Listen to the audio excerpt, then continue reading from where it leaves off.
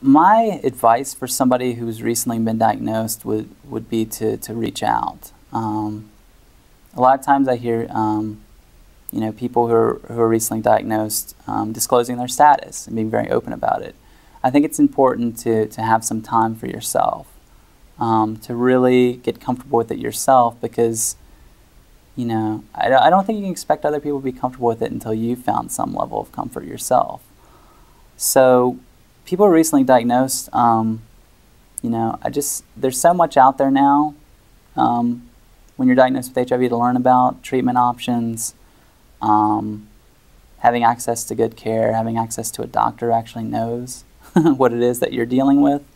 I think a lot of times newly diagnosed people are just shoved a bunch of pills because their doctor, feels emboldened, like, I can actually treat patients with this now, as opposed to 20 years ago when there wasn't any sense of hope. So all that's coming from a really good place, but I think the newly diagnosed really need a time period where they can just get used to the fact that they're living with this.